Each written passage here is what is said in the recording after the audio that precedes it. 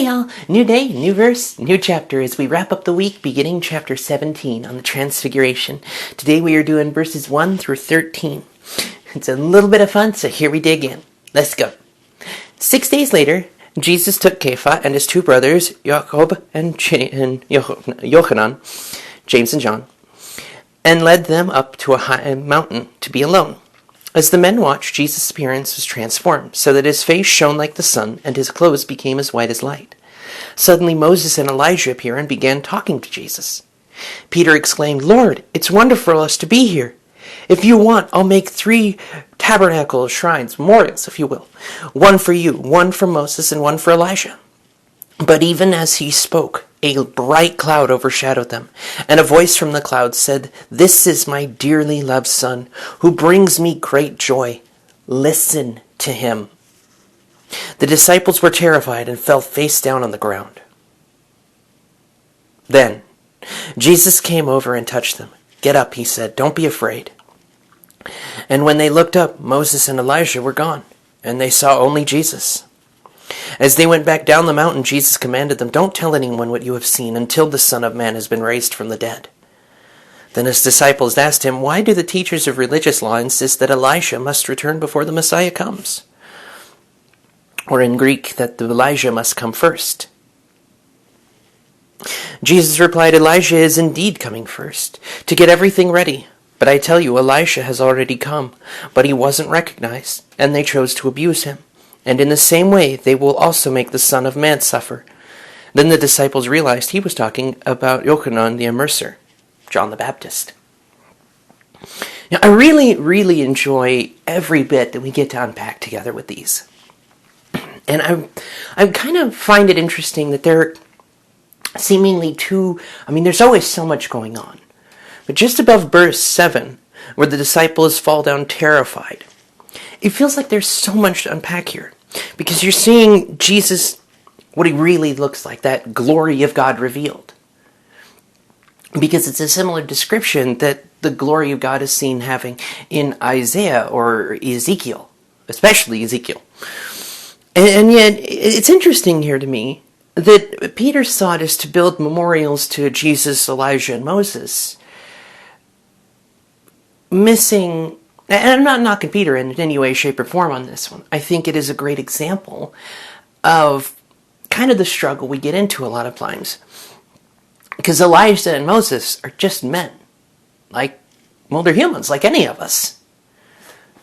They definitely followed the Lord in a way that is phenomenal. They're still just men. They're men that walked with the Spirit. They're human beings, though.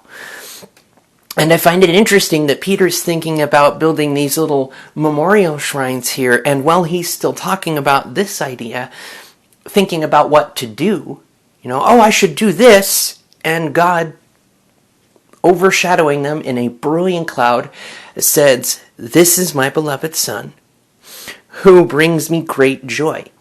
Listen to him." And so Peter, in thinking he needs to do something, is told just what to do. Listen to God. Because this moment where they're seeing the transformed, fully realized nature of the Son of Man, they're getting lost in the historical thicket. Which, is understandable.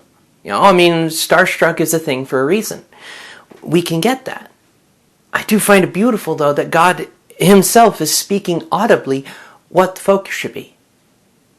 And it breaks my heart a little bit, because the 3 of them respond the same way that the Israelites did when Moses was the one on the mountain.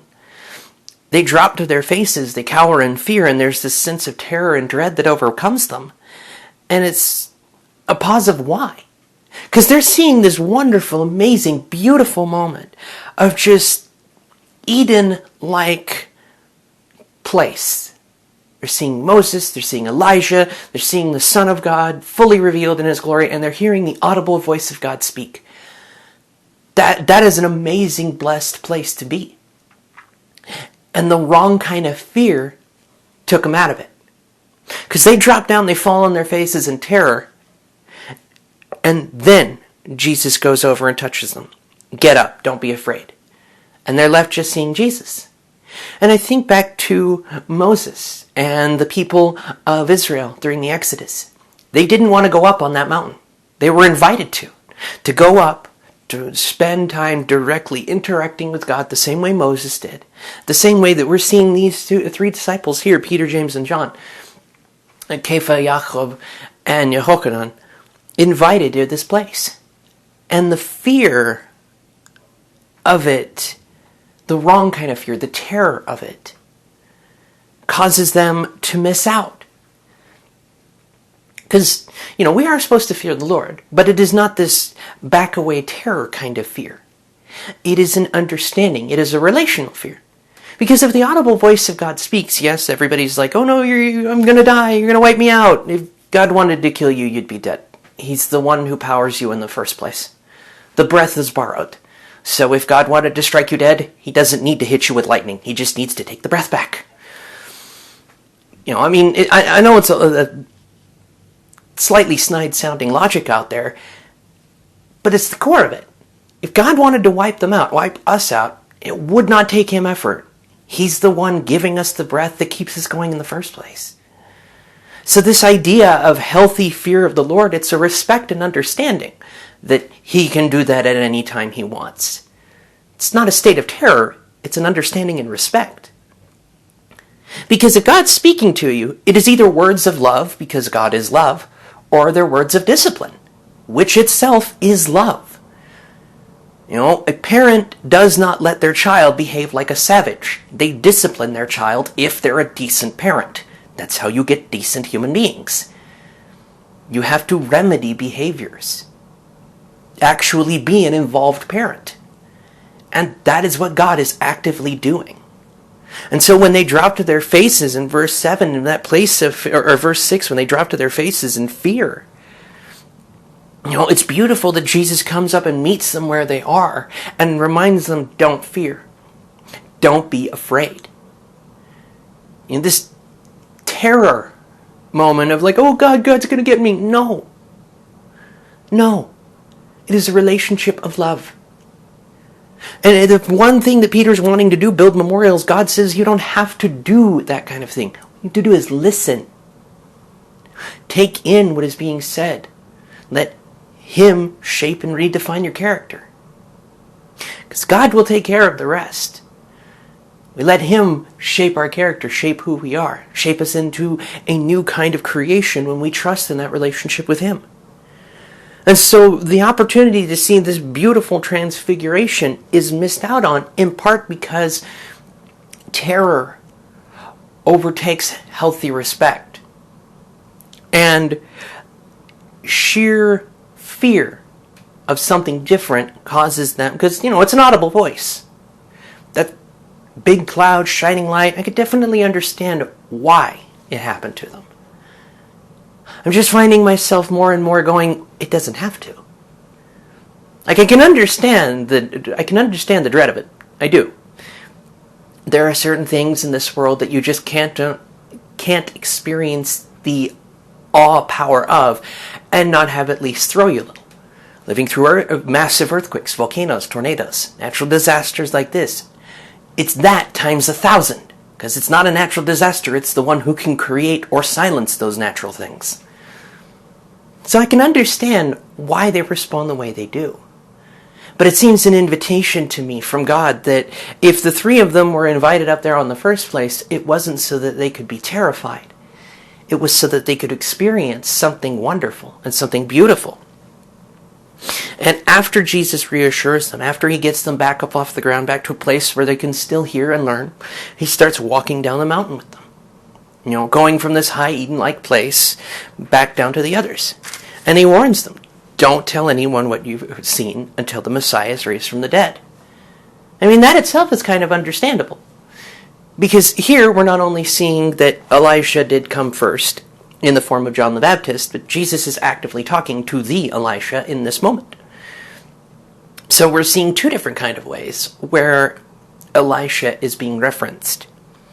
And I find it interesting that he's like, don't tell anybody until my resurrection. Because it needs to be something they experience. Just being told about it it doesn't really work. You have to experience it. The Kenan versus Wissen idea. And I think it's really quite interesting that, the experience expectations are even referenced here down in 12. Because, yes, Elijah has to come. I mean, the religious leaders may understand certain aspects even if they miss the spirit of it. And in form, it's quite interesting that the religious leaders at Jesus' time are committing the same kind of faux pas that Ezra was doing. Following the letter, but missing the spirit. And that kind of expectation, I think, is why they retreated John the Baptist, Yochanan the Immerser, the way they did. Because they weren't seeing him. Despite the fact that he lived and behaved almost exactly like Elisha did. To the point where even Matthew is saying, no, he wears camel fur, a leather belt, and he's eating beetles and honey. Like, this is a guy who is considered wild. Just like Elijah was. And he comes in the same spirit, he comes in the same behavior, he comes in the same, let's set right to see that God is actually here. I mean, the man's name is literally Yahweh is my God. And his entire life, he tries to redirect people back to the Lord.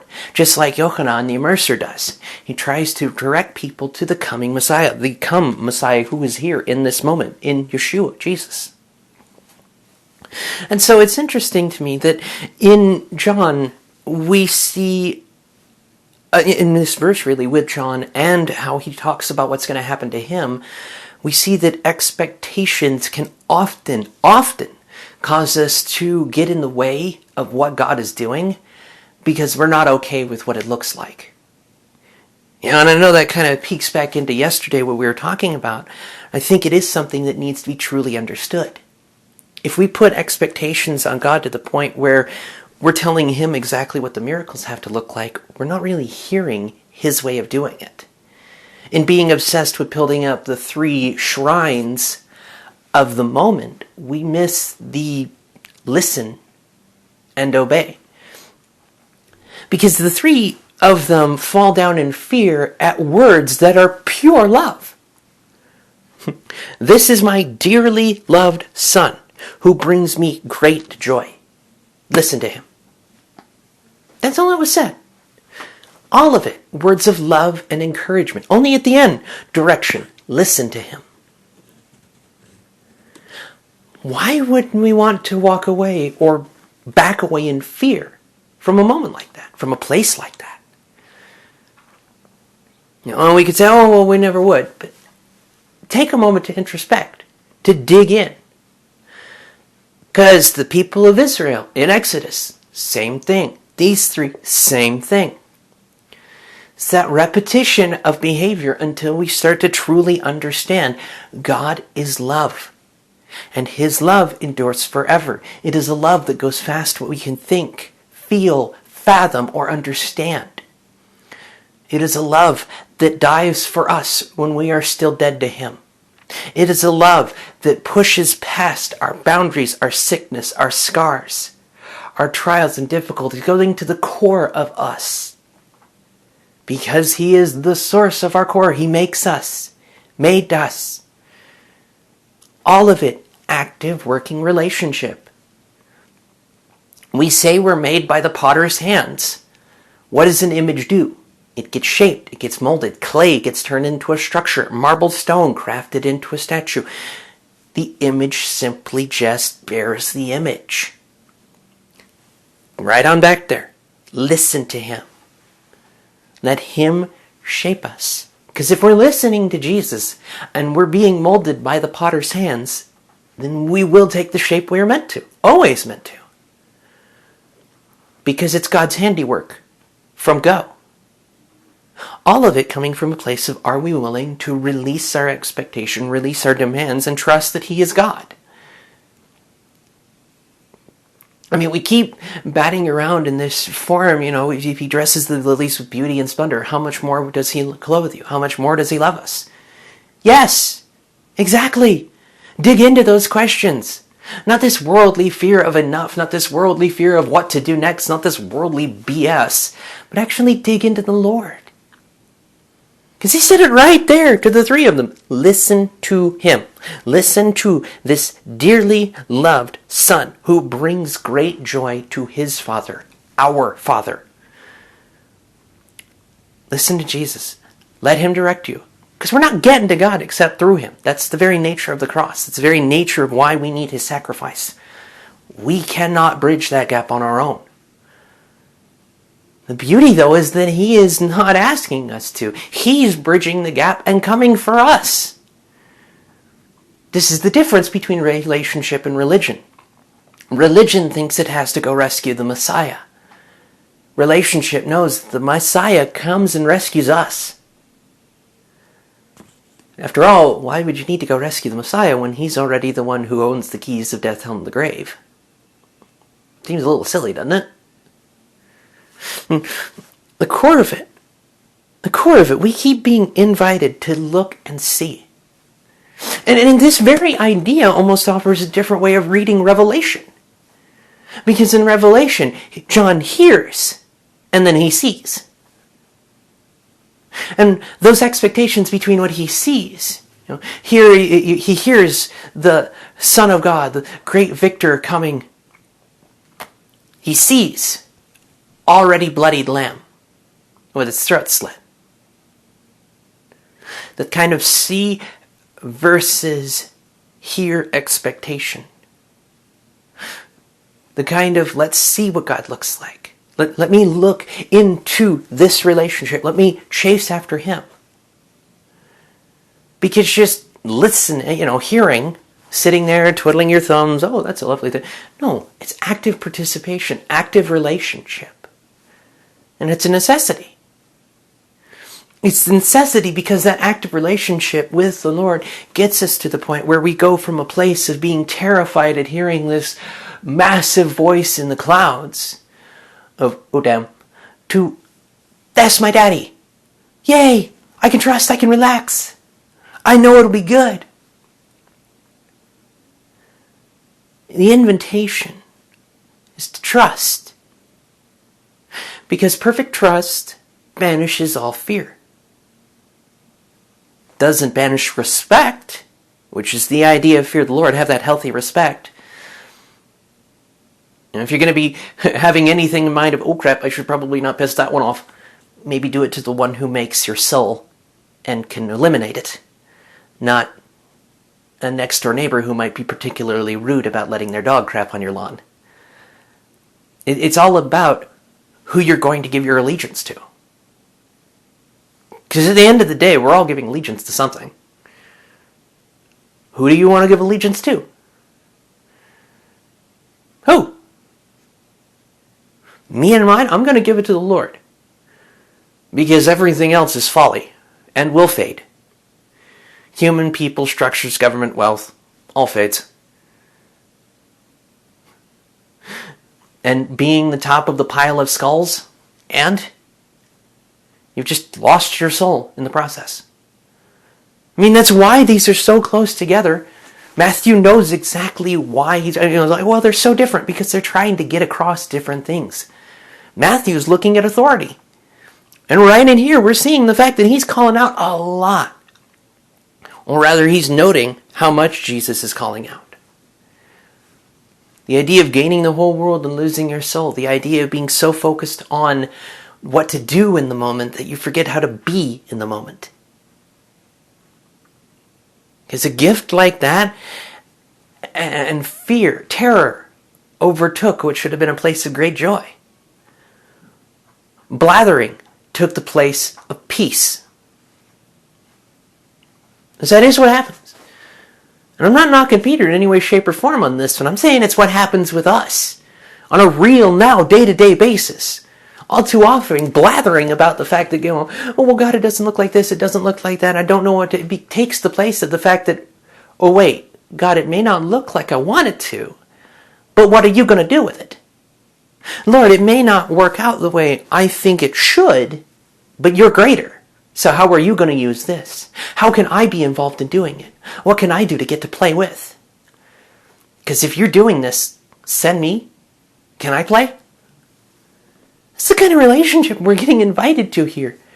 I mean, we're living on this massive playground given to us by our eternal Father, and rather than rejoice in the fact that we can play with each other and have fun growing with Him teaching us the whole way, we choose to act like barely functional savage siblings, destroying each other?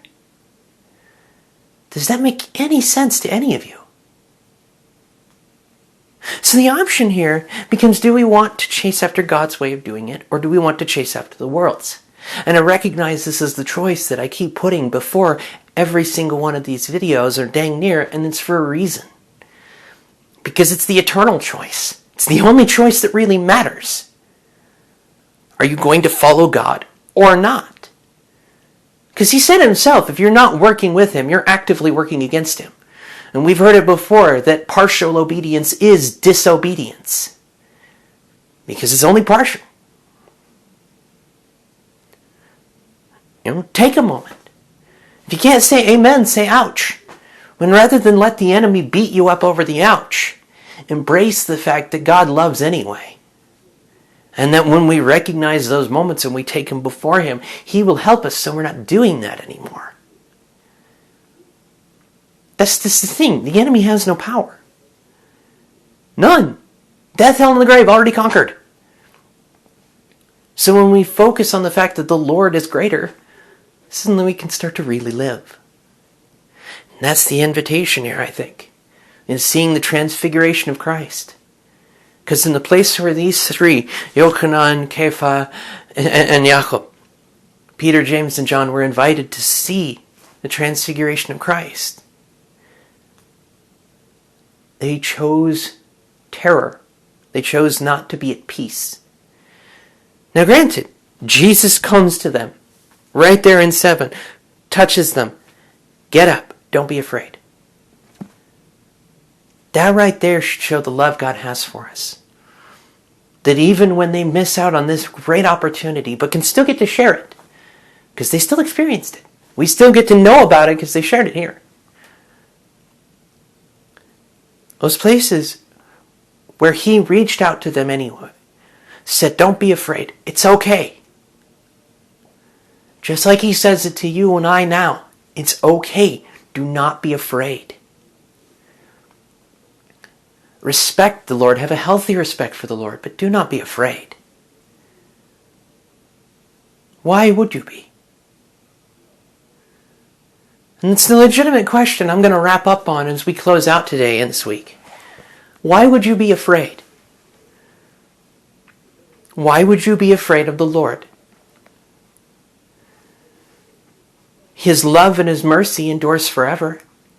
He knows that we sin. He knows every single thing we're going to do, have done, or are doing. Such is the nature of omniscience. So why be afraid? If He knows everything you've done or going to done or have done, if He knows all of it and still keeping you around, why be afraid? Well, because He doesn't like what I do. Probably not. But He loves you. So why be afraid? Well, He can't forgive me for what I've done. Really? Peter denied Him 3 times as he was going to the execution. Thomas said, I won't believe it until I stick my hands in His side. To say nothing of how many times the people of Israel have broken so many different times that all the commandments were broken and God still saved that remnant. God wants you. So why be afraid of Him? He's trying to rescue. He's coming to rescue. Has already rescued if you have that relationship with Him. That we move from glory to glory. Not as some kind of axiom or ism. Simply straight truth. It may not look it always by the world's standards, but we're in the world. We're not of it. So who gives a damn if it looks by the world's standards? Because in today's verse, I'm pretty sure we saw exactly the difference between the world's standards and just being. So, why be afraid of Him? Why cower before the God of love who wants an intimate relationship with you? This is the God whom we serve. So why be afraid? For his love and his goodness and his mercy endures forever. And now that we're entering the Christmas season, the time we celebrate the birth of the Messiah, I hope we would spend our time here focusing on his love, today and every day. Because it is a love like that that would send the Messiah in the first place. Let alone live it out straight to the crucifixion. This is the God we serve. So why be afraid? I will see you guys next week as we pick up with Jesus healing a demon-possessed boy, verses 14 through 21. I look forward to digging in with you when we pick up on Monday. May his favor be upon you.